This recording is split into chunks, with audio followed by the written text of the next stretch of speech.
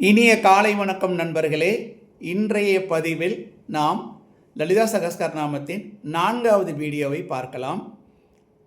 இந்த 4வது வீடியோவில் 90லிருந்து 111, அதாவது குண்டலினி ரூபம் என்கிற தலைப்பில் வரக்கூடிய பெயர்களில் 90லிருந்து 90, 91, 92, 93 4 நாமாக்களுக்கு தான் போன தடவை அந்த வீடியோ வந்துச்சு. இப்போ மிச்சம் இருக்கிற நாமாக்களை நம்ம பார்க்கலாம். நான் அதுக்கு முன்னாடி உங்கள்கிட்ட ஒரு வேண்டுகோள் வச்சுக்கிறேன். நீங்கள் என்ன பண்ணுங்கள், நிறைய வீடுகளில் லலிதா சகஸ்ரநாமம் புக் இருக்கும். ஆனால் இந்த பெரிய எழுத்தில் வெறும் ஸ்தோத்திரம் மட்டும் இருக்கிற மாதிரி இருக்கும். அது இருந்தால் இருக்கட்டும். தவிர இப்போ தான் ஃபஸ்ட்டு டைம் நாங்கள் லலிதா சகஸ்ரநாமத்தை படிக்க போகிறோம். நிறைய இடங்களில் பாராயணத்தில் கலந்துருக்கோம், கேட்டிருக்கோமே தவிர இப்போ தான் முதல்ல இதை ஆரம்பிக்கிறோம் அப்படின்னு நினைக்கிறவங்க என்ன பண்ணுங்கன்னா, ராமகிருஷ்ண மடத்தில் ஸ்ரீ லலிதா சகஸ்ரநாம பாஷ்யம் அப்படிங்கிற பேரில் ஒரு புத்தகம் வந்திருக்கு. அதை நீங்கள் அண்ணா சுப்பிரமணியம், அதாவது உரையாசிரியர் அண்ணான்னு போட்டிருக்கோம். அதில் தமிழ் அர்த்தத்தோட அழகான புக்கு. அந்த புக்கு உங்களுக்கு நிறைய தன்னம்பிக்கையை கொடுக்கும், நம்மளும் படிக்கலாங்கிற ஒரு உணர்ச்சியை உண்டாக்கும். அதை தவிர நான் உங்களுக்கு வீடியோ போட்டு சப்போர்ட் பண்ணிக்கிட்டே இருப்பேன். அதனால் அந்த புக்கு வாங்குங்கன்னு சொல்கிறேன். ஆன்லைன்லேயும் கிடைக்குது. அது 2 எடிஷன் இருக்குது. மலிவு விலை பதிப்பு இருக்குது, கொஞ்சம் அதிக விலை பதிப்பு இருக்குது. தவிர நீங்கள் இப்போ கோயம்புத்தூர் மாதிரி, திருச்சி மாதிரி பெரிய ஊர்களில் இருக்கீங்க, பெரிய நகரங்களில் இருக்கீங்கன்னா, இப்போ கோயம்புத்தூர்லனா விஜயா பதிப்பகத்தில் போய் நம்ம வாங்கிக்கலாம். போன உடனே கிடைக்கும். பெரிய விலை இருக்காது. விளையாட்டாக வாங்குகிற புக்கு தான். ஆனால் வாங்கினீங்கன்னா உங்கள் வீட்டுக்கு ஒரு செல்வத்தை நீங்கள் கொண்டு வரீங்கன்னு அர்த்தம். சரி, இப்போ நான் நேரடியாக அந்த வீடியோ 4க்குள்ளே போகிறேன். இது வரைக்கும் நீங்கள் கவனித்ததுக்கு நன்றி. இந்த வீடியோவை நீங்கள் கடைசி வரைக்கும் பாருங்கள். நமக்கு மிகப்பெரிய நல்ல விஷயம் நடக்க போகுது வாழ்க்கையிலன்னா, 1000 பேர்கள் அம்பாள் பெயரை நம்ம வாயால் சொல்ல போகிறோம். அதுக்கான முயற்சிகளை நம்ம ஆரம்பிச்சிருக்கோம். அப்படிங்கிற தன்னம்பிக்கையோடு தயவுசெய்து என் கூட வாங்க. உங்களுக்கு நான் என்னால் முடிஞ்சதை செஞ்சு இதை வெற்றிகரமாக மாற்ற நான் முயற்சி பண்ணிக்கிறேன். இப்போ நம்மளுடைய ஃபஸ்ட்டு 1, 2, 3 3வது வீடியோவில் அதனுடைய ரீகேப் நான் உங்களுக்கு சொல்லி ஆகணும். நினைவு கூறுதல் நான் சொன்னால் தான் ஏன்னா இப்போ ஃபஸ்ட் டைம் இந்த வீடியோவிலேருந்து யாரோ ஒருத்தர் ஆரம்பிக்கிறான்னு வச்சுங்களேன், அவங்களுக்கு என்ன இவர் சொல்கிறாரு அப்படின்னு புரியாமல் போயிடும் இல்லையா. அதனால் நம்ம சொல்கிறோம். இப்போ மூலாதாரம், சுவாதிஷ்டானம், அதாவது மனுஷ உடம்புல 6 சக்கரங்கள் இருக்குது. அதாவது எம்ஆர்ஐக்கு தெரியாது. எம்ஆர்ஐன்னு சொல்லி நம்ம இதுக்கு போய் எடுக்கிறோம் இல்லையா, ஸ்கேன் எடுக்கிறோம்னா அதுக்கு தெரியாத 6 சக்கரங்கள் இருக்குது. அது உணர்வுபூர்வமாக நம்ம உட்காந்து தியானத்தில், ஆழ்நிலை தியானத்தில் தான் நமக்கு தெரியும். அதனால் அது மாதிரி 6 சக்கரங்கள் இருக்குது. மூலாதாரம், சுவாதிஷ்டானம், மணிப்பூரகம், அநாகதம், விசுத்தி, ஆக்ஞா என்ற 6 சக்கரங்கள் மனுஷ உடம்புல இருக்குது. இப்போ குண்டலினி அப்படிங்கிற சக்தி அதை நம்ம பார்வதியாக அதை நம்ம கம்பேர் பண்ணிக்கிறோம். பார்வதியாக நினச்சிக்கிறோம், பார்வதி அம்பாளாக நினச்சிக்கிறோம். அம்பாள் குண்டலினி ரூபத்தில் மூலாதாரத்தில் இருக்காங்க. அவங்க இப்போ ஒரு சக்கரங்களாக தாண்டி மூலாதாரம், சுவாதிஷ்டானம், மணிப்பூரகம், அநாகதம், விசுத்தி, ஆக்ஞா இந்த 6 சக்கரங்களை தாண்டி அவங்க மேலே சகஸ்கிராரம் போகிறாங்க. சகஸ்கிராரத்தில் சிவன் இருக்கார். சிவனோட கலக்கிறப்ப நிறைய ஆற்றல் வெளிப்படுது, பேரின்பம் உண்டாகுது, அமிர்த தாரை பொழியுது அப்படின்லாம் நம்ம உணர்கிறோம். ஸோ இது ஆதார சக்கரங்கள் 1, 2 என்கின்ற 2 சார்ட்டில் நான் உங்களுக்கு காமிச்சிருக்கேன். அப்புறம் அந்த குண்டலினி ரூபம் 90 to 111 அந்த ராமாக்கல்ல பார்த்தீங்கன்னா குலம் குலம் குலம் குலம்னு ஒரு வார்த்தை வந்துக்கிட்டே இருக்கும். குலாம் ரிதிக ரசிகா, குலசங்கேத பாலினி, குலாங்கனா, குல அந்தஸ்தா, கௌலினி, குல யோகினி, அகுலா அப்படிங்கிற மாதிரிலாம் வரும். ஸோ இப்போ அதுக்கான எக்ஸ்ப்ளனேஷன்ஸ் நான் போன வீடியோவில் சொல்லிட்டேன். இப்போ இதுக்கு ரிலேட்டடாக சௌந்தரியலகரி ஸ்லோகம் 9வது ஸ்லோகம் நான் உங்களுக்கு போன தடவையே சொல்லியிருக்கேன். அது என்னென்னா அதாவது மூலாதாரம், சுவாதிஷ்டானம், மணிப்பூரகம், அநாகதம், விசுத்தி, ஆக்ஞா இந்த மாதிரி வேறு இடங்களை தாண்டி இப்போ அந்த ஆற்றல் மேலே போகிறப்ப அது என்னென்னா உங்களுக்கு 3 கிரந்திகள், 3 முடிச்சுகளை தாண்டி தான் மேலே போகுது அப்படிங்கிறதுக்கான சார்ட்டு நாங்கள் வச்சுருக்கேன். அதை நீங்கள் பார்த்துக்குங்க. சரி, இப்போ நம்ம இதுக்கு ரிலேட்டடாக சௌந்தரியலகரி ஸ்லோகம், சௌந்தரிய லகரி ஸ்லோகம் 10 பார்க்கலாம். 10ல் என்னென்னா இப்போ நம்ம முதல்ல சௌந்தரியலகரி ஸ்லோகம் 9 எப்படின்னா ஆரோகணம்னு சொல்லக்கூடிய எனர்ஜி மூலாதாரத்தில் ஆரம்பித்து ஆக்ஞா தாண்டி அதுக்கு நடுவில் 3 முடிச்சுகளையும் தாண்டி விஷ்ணு கிரந்தி, பிரம்ம கிரந்தி, விஷ்ணு கிரந்தி, சிவகிரந்தி, அதாவது ருத்ர கிரந்தி இதெல்லாம் தாண்டி மேலே போய் அங்கே இருக்கிற சிவனோட கலக்கிறப்ப நமக்கு வந்து ஒரு அமிர்த தாரைகள் வந்து உடம்புல இருக்கிற எல்லா நாடிகள்லேயும் பாயுது அப்படிங்கிறது அந்த இது. அதை நம்ம பார்த்துட்டோம். இப்போ அது வந்து ஆரோகணம்னு சொல்கிறது, அதாவது எனர்ஜி வந்து மூலாதாரத்துலேருந்து மேல் நோக்கி பாயிறது. இப்போ வந்து சௌந்தரிய லகரி ஸ்லோகம் 10 என்ன சொல்லுதுன்னா, அந்த எனர்ஜி வந்து இப்போ வந்து மேலே போய், அதாவது பார்வதி ஆகிய அந்த குண்டலினி சக்தி மேல் நோக்கி போய், அதாவது குருவின் அருளால் மேல் நோக்கி போய் அங்கே இருக்கிற சகஸ்கராரத்தில் அங்கே இருக்கிற சிவனுடன் கலந்துட்டு அந்த சாதகம் பண்ணுறான் இல்லையா, அந்த சாதகனின் உடம்பில் வந்து இருக்கிற எல்லா நாடிகளிலும் அமிர்த தாரையால் நினச்சிட்டு அதுக்கப்புறம் என்ன ஆகுன்னா அது அங்கேயும் இருக்க முடியாது. ஏன்னா அங்கே இருந்துச்சுன்னா இவனால் தாங்க முடியாமல் போயிடும். அவனுடைய பேரின்ப நிலையை வந்து எவ்வளோ நேரம் ஒருத்தன் தாங்க முடியும். அதனால் அது பழையபடி கீழே இறங்கி வரணும். அதுக்கு பேர் அவரோகணம். இந்த அவரோகணம் பற்றிய விவரங்கள் தான் வந்து சௌந்தரிய லகரி ஸ்லோகம் 10 கொடுத்துருக்காங்க. அதை நம்ம சொல்லலாம், பார்க்கலாம். சௌந்தரிய லகரி ஸ்லோகம் 10 பார்க்கலாம். சுதாதார ஆச்சாரை சரணயுகல அந்தர் விகலிதை.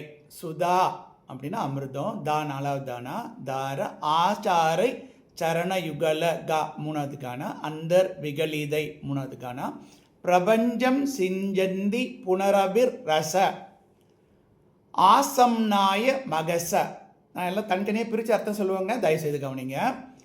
அவாப்பிய ஸ்வாம் பூமிம் பா 4வது பானா, புஜகநிப அத்யுஷ்ட வலயம் ஸ்வம் ஆத்மானம் கிருத்துவா ஸ்வபிஷி குலகுண்டே டா 3வது டானா குஹரிணி.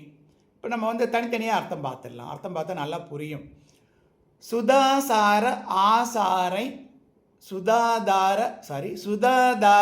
ஆசாரை சரணயுகல அந்தர்விகலிதை. இப்போ சரணம்னா பாதம், திருவடிகள். சரணயுகல அந்தர்விகலிதை அப்படின்னா, அந்தர்னா உள்ளேன்னு வச்சுக்கோங்க, இல்லை இடையில்னு வச்சுக்கலாம். சரணயுகல திருவடிகள் 2 இடையில் இருந்து பெருகும்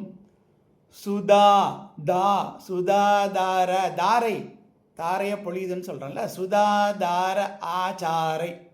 சுதானா அமிர்தம். அமிர்த தாரையின் பிரவாகத்தால் பிரபஞ்சம் அப்படின்னா, பிரபஞ்சம்னு நம்ம உடம்பு சொல்கிறாங்க, ஐம்பூதங்களால் ஆன நாடிகள் எல்லாவற்றையும் சிஞ்சந்தி நினைப்பவளாய், ரச ஆசாம்னாய மகச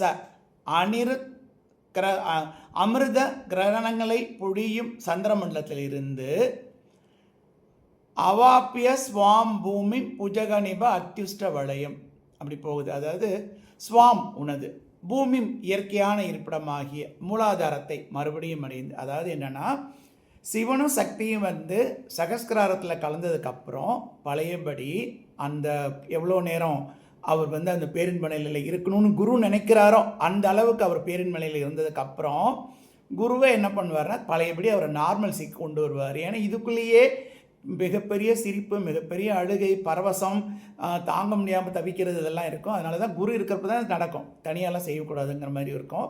அதனால் என்ன ஆகுன்னா அவங்க அது பழையபடி கொண்டு வர்றது. அப்போ அவங்க என்ன சொல்கிறாங்க, உனது இயற்கையான இருப்பிடமாகிய மூலாதாரத்தில் தானே இருந்துச்சுங்க முதல்ல குண்டலினி, அதுதான் நம்ம ரைஸ் பண்ணி கொண்டு போனோம் குருவுடைய துணையோட. மறுபடியும் அடைந்து பழையபடி அது என்னென்னா 3+1/2 3.5 சுற்றி வளையமாக இருக்க போகுது. அதான் குண்டலம்னா வளையம், அதில் இருந்தால் குண்டலினி. பூமி உனது இயற்கையான இருப்பிடமாகிய, இப்போ இறங்குதுன்னு அர்த்தம். இதுதான் அவரோகணம். மேலே இருந்து சகஸ்கராரத்தில் இருந்து படிப்படியாக இறங்கி அது பழைய இடத்துக்கு போனால் தான் என்னாகும், இவருடைய சிரிப்பு, அழுகை, பரவசம் எல்லாம் நார்மலாகி, ஏன்னா அவனுடைய நரம்பு மண்டலம் தாங்கணும், அதுக்கு மேலே தாங்காது.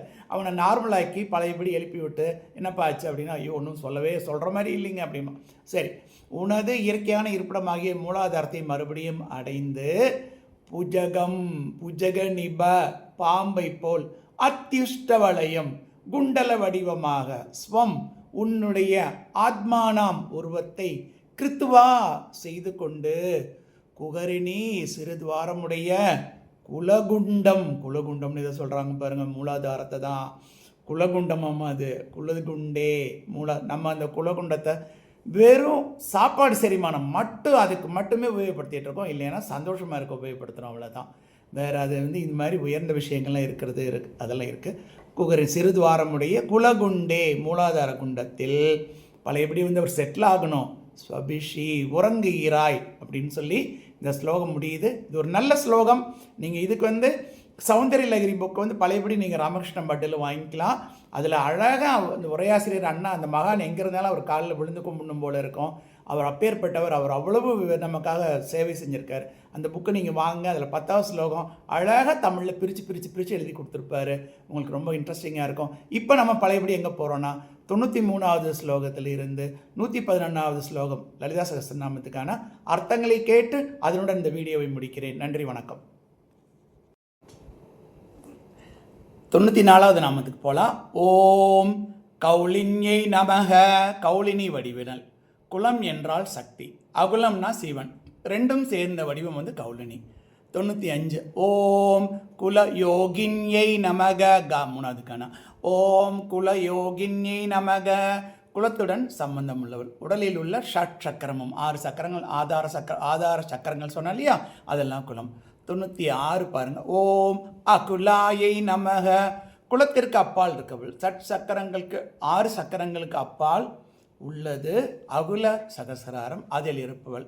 அதாவது கீழே இருக்கிறது சக்கரங்கள், சக்கரங்கள் அந்த இடத்துல இருக்கிறது குலசகஸ்கராரம், மேபி மூலாதாரத்துலேருந்து வச்சுக்கோங்க. சக்கரங்களுக்கு மேலே இருக்கிறது அகுல சகசிராரம். ஓகே. 97 ஓம் சமய அந்தஸ்தாயை நமக. இறுதி ஆகாசத்தில் சிவனையும் சக்தியையும் சமரசமாக உபாசிப்பது சமய மதம் எனப்படும். இதில் புற பூஜைகளே இல்லை. ரொம்ப இன்ட்ரெஸ்டிங் பாருங்கள். இது மனசுக்குள்ளே செய்கிறது, புற பூஜை கிடையாது. சமயத்தில் விளங்குபவள். அப்போ ஒரு 5 பாயிண்ட் இருப்போம். அதிஷ்டானம், அனுஷ்டானம், அவஸ்தானம், நாமம், ரூபம், இவைகளில் சிவசக்திக்கு சாமியம் 5 வகை. இது பெரிய டாப்பிக்கு. இதை நம்ம சேர்த்தோம்னா ரொம்ப பெருசாகிடுங்க. 98 ஓம் சமயாச்சார தத்பராயை நமக. மூலாதாரத்தில் இருந்து படிப்படியாக தேவியை 6 ஆதாரங்களிலும் மானசீக பூஜை செய்வது சமய ஆச்சாரம். சமயாச்சாரத்தில் அம்பாளுக்கு பிரியம் அதிகம். 99 ஓம் மூலாதாரைக.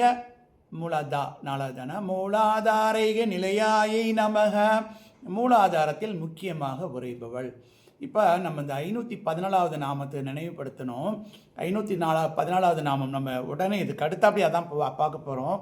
ஓம் மூலாதார அம்புஜாரோடாயை நமக அப்படின்னு வரும். 514 யோகினி நியாசம்ங்கிற பேரில் அது ஒரு நல்ல வீடியோ, சூப்பர் வீடியோ வரும் பாருங்கள். அதையும் பாருங்கள். அது ரைட்டு. அப்போ 100வது நாமத்துக்கு போயிடுவோம். ஓம் பிரம்ம கிரந்தி விபேதின்யை நமக. ஓம் பிரம்ம கிரந்தி விபேதின்யை நமக. மூலாதாரமும் சுவாதிஷ்டானமும் சேர்ந்த அக்னிகண்டம்.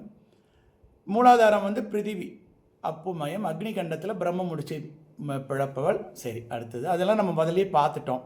101 ஓம் மணிபூராந்தருதிதாயை நமக. மணிபூரக சக்கரத்தில் காட்சியளிப்பவள். சர்வ ஆபரண பூஜிதையாக நம்ம கற்பனை பண்ணிக்கிறோம் அம்பாளை. 102 ஓம் விஷ்ணு கிரந்தி விவேதின்யை நமக. விஷ்ணு முடிச்சை பிழப்பவள், சிதி வாசனையை கடத்துவிப்பவள். 103 ஓம் ஆக்ஞா சக்கராந்தலஸ்தாயை நமக. புருவ மத்தியில் ஆக்ஞா சக்கரத்தின் நடுவில் இருப்பவள். 104வது நாமம் ஓம் ருத்ர கிரந்தி விவேதின்யை நமக. ருத்ர கிரந்தியை பிழப்பவள், அதாவது சம்சார வாசனையை கடத்துவிப்பவள். ருத்ரமூர்த்தியாக குருமூர்த்தியாக தேவி விளங்கும் ஸ்தானம் ஆக்ஞா சக்கரம். 105 ஓம் சகஸ்கரார அம்புஜாருடாயை நமக. டா 4வது டானா டா டா. ஓம் சகஸ்கரார அம்புஜாரூடாயை நமக. சகஸ்கரார சக்கரத்தில் ஏறி இருப்பவள். 106வது நாமம் ஓம் சுதா சாரபி வர்ஷின்யை நமக. சுதா என்னும் அமிர்தத்தை சகஸ்கராரத்தில் இருந்து எல்லா நாடிகளிலும் பெருகும்படி செய்பவள்.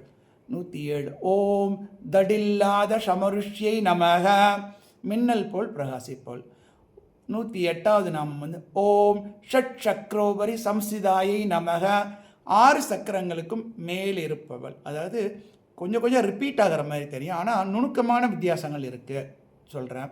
109வது நாமம் ஓம் மகாசக்தியை நமக. பக்தர்கள் செய்யும் ஆராதனையில் மிகுந்த பிரியமுள்ளவள் அம்பாள். இந்த இதோட வந்து 90ல் ஆரம்பித்து 109வது நாமம் வரைக்கும் முடிச்சிருக்கோம். 110வது நாமம் பாருங்கள். ஓம் குண்டலின்யை குண்டலின்யை டா மூணாவதுனா லின்யை நமக குண்டல் நிரூபமாக இருப்பவள். மூலாதாரத்தில் 3 சுற்று குண்டலமிட்டு, குண்டலம்னா வளையம் வேறு ஒன்றும் இல்லைங்க, மூலாதாரத்தில் 3 சுற்று குண்டலமிட்டு பாம்பு போல் மூச்சு விட்டு கொண்டு இருப்பவள். இந்த மூச்சு தான் ஜீவசக்தியான பிராணன். இதுதான் நம்ம சித்தர்கள் வந்து ஆடு பாம்பு எல்லாம் சொல்கிறது, அந்த மாதிரிலாம் சொல்கிறது. ஓகே, 111வது நாமம். ஓம் பிசதந்து தனியஸ்யை நமக தாமரை நூல் போல் மெல்லியவள். இப்போ இன்னும் நிறைய சொல்லலாம் இதில், ஆனால் நேரம் கருதி உங்களுக்கு வந்து கொஞ்சம் சலிக்கக்கூடாது அப்படிங்கிறதுக்காக கொஞ்சம் சொல்லி நேரத்தில் நிறைய சொல்கிறதுக்கு வாய்ப்பு இருக்குது. 90வது நாமம் முதல் 111வது நாமம் வரை குண்டலினி ரூபம். மூலாதாரத்தில் வந்து குண்டலினிக்கு பெயர் வந்து குமாரி. அநாகதத்திற்கு மேல் அம்பா, அந்த சக்திக்கு பேர் தருணி. சகஸ்கராரத்தில் சதாசிவ பதிவிரதை அப்படின்னு பேர் வைக்கிறோம். தொடர்ந்து பார்க்கலாம்.